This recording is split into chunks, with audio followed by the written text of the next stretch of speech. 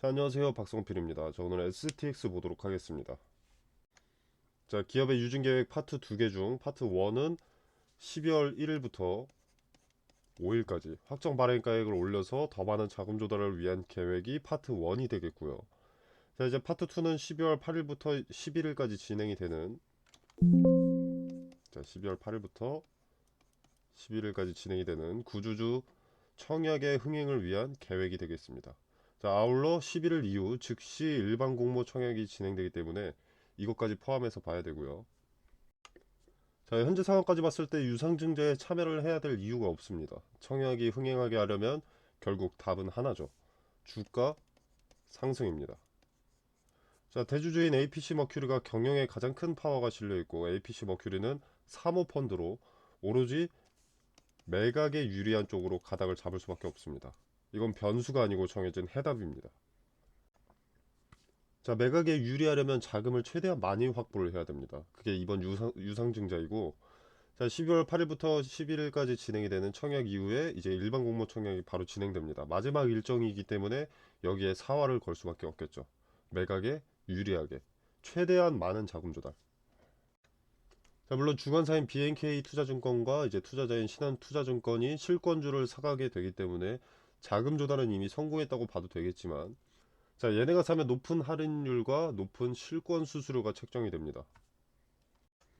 자, 그래서 이번 청약 흥행 여부가 파트 2 관건이 되겠고요.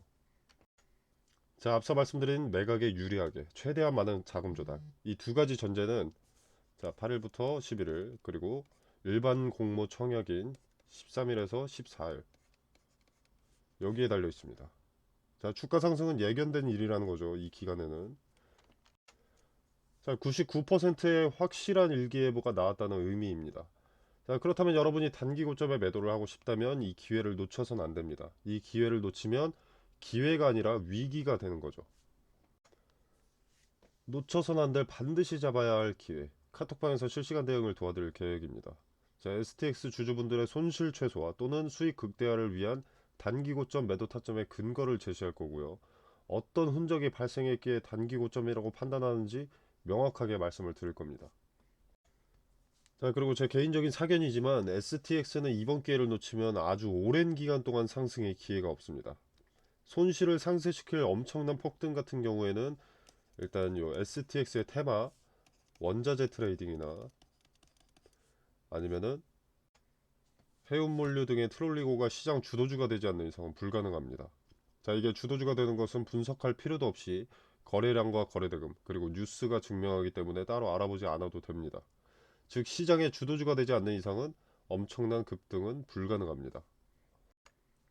자, 이번 기회에 털어내시고 새 종목 잡아보시길 권유드리고요. 투자 리스크는 적고 투자 메리트가 높은 종목도 새로 추천을 드리니까 카톡방에서 정보 받아보시고 투자할지 말지 여러분이 각자 판단해 보시길 바라겠고, 자, 지금 여러분에게 놓여있는 첫 번째 과제는 STX에서 손실을 최소화할 수 있느냐 혹은 수익을 극대화할 수 있느냐 이것이기 때문에, 자, 첫 번째 기로에 놓인 상황에서 뭐가 우선인지 먼저 냉정하게 판단하시고 행동하시길 바라겠습니다.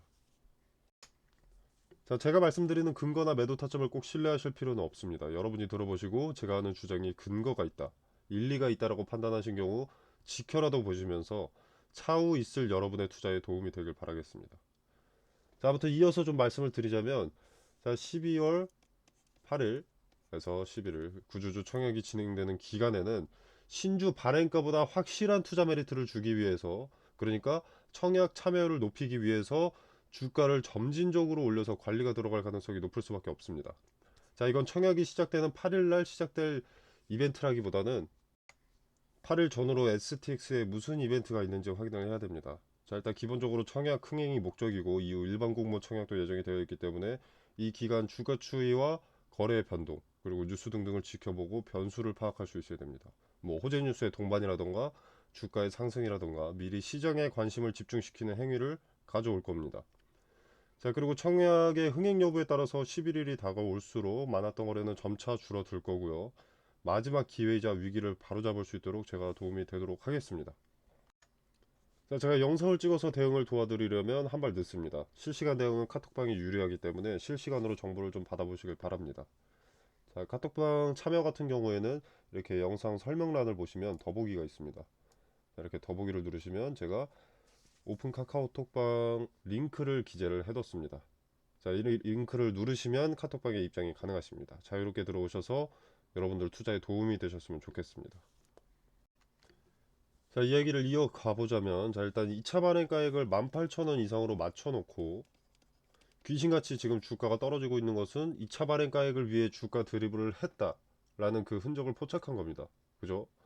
자, 그렇기 때문에 성공적인 자금 조달을 위해서 파트 1에서의 작전은 끝났고, 파트 2인 청약에서 청약 흥행을 위한 상승을 또 한번 이끌어낼 것이라는 근거를 파트 1 발행가액 컨트롤에서 그 근거를 찾을 수가 있는 겁니다.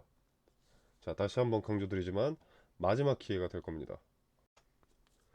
STX는 유상증자로 자금 조달이 끝나면 매각을 위한 대주주 APC 머큐리 계획이 시작될 겁니다. 이것이 뭐 신주인수권 부사채든 뭐 전환사채든 제3자 배정 유상증자든, 자, 이것은 개인 투자자의 입장에서 봤을 때 피해가 될 가능성이 상당히 높습니다.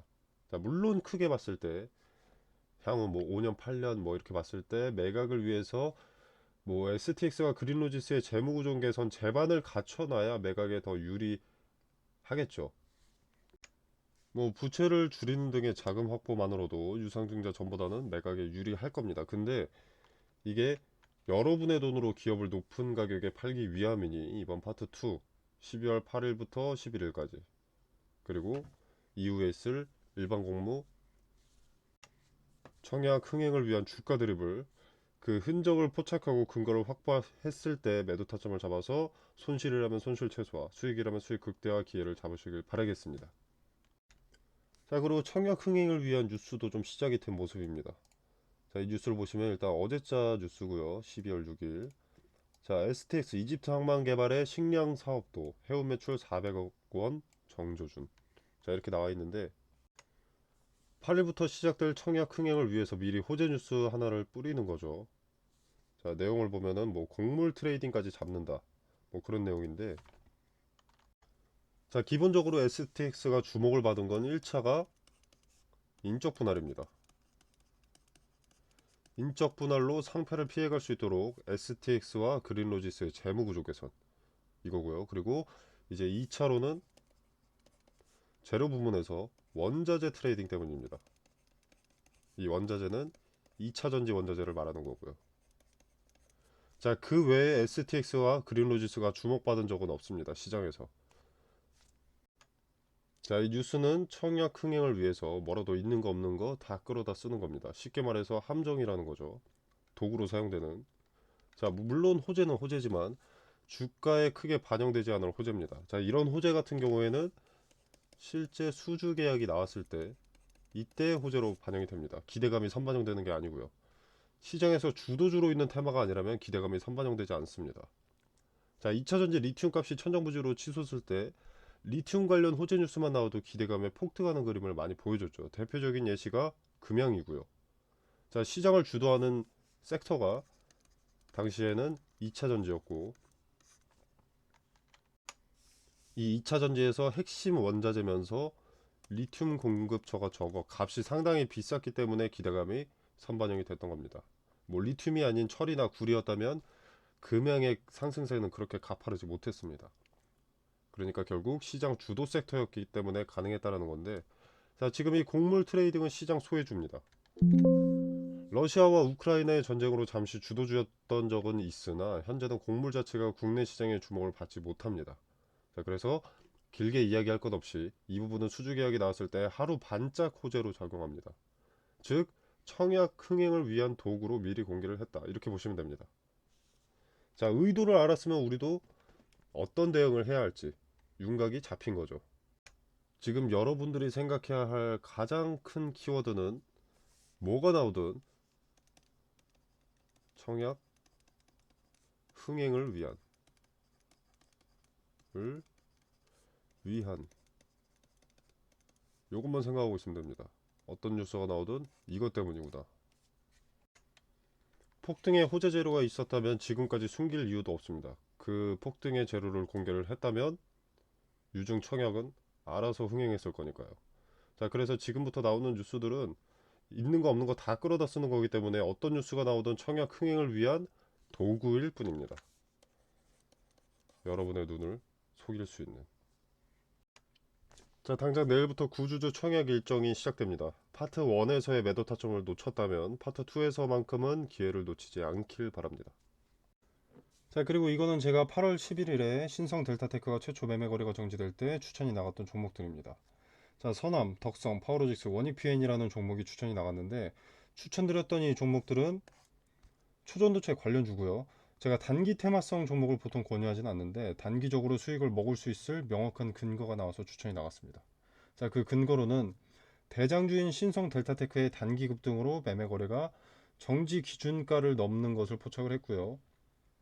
그리고 종가가 기준가를 넘어서 마무리되어가는 과정에 장 마감 직전에 수급이 테마 후발주들 서남, 덕성, 파워로직스, 원익PN이 여기에 몰리는 것을 포착했습니다. 자, 대장주인 신성 델타테크가 매매가 되지 않는다는 것은 관련 테마주의 급등을 예고하는 것이고 장 마감 직전에 그 수급의 이동을 포착을 했기 때문에 시초의 베팅을 추천했습니다. 자, 단 함정의 가능성도 있기 때문에 거래대금이 오전장에 300억 이상 몰리는 종목에다가 매수를 하라고 설명을 드렸고요.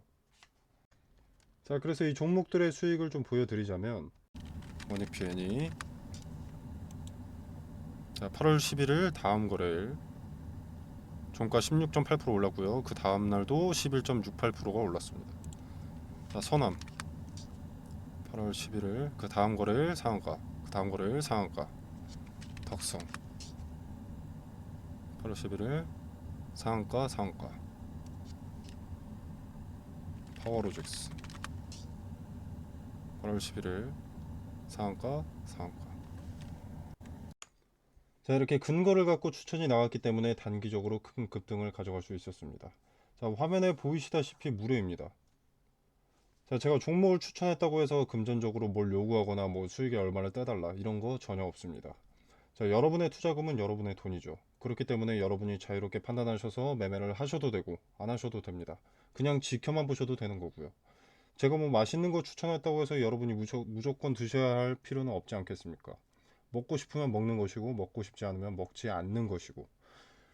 자, 기존에는 제가 전화번호로 문자 메시지를 보내주시면 카톡방 링크를 직접 보내드렸었는데 자, 이제 고정 댓글에 카톡방 링크를 걸어두겠습니다. 공유해 놓도록 하겠습니다. 자, 비용 발생하는 거 아니니까 받아보실 분들은 카톡방에 참여하셔서 보유 종목 분석과 매수매도 타점, 그리고 추가적으로 리스크는 낮고 투자 매력도가 높은 수익의 근거가 있는 종목 받아보시길 바라겠습니다. 자, 물론 투자는 여러분의 자유이기 때문에 투자를 하셔도 되고 그냥 지켜만 보셔도 됩니다. 제가 말씀드리는 종목이지만 수익이 나는지 안 나는지 먼저 지켜보시고 판단이 서시면 그때 투자하시는 게 좋다고 봅니다. 그래야 여러분의 리스크가 낮아지니까요.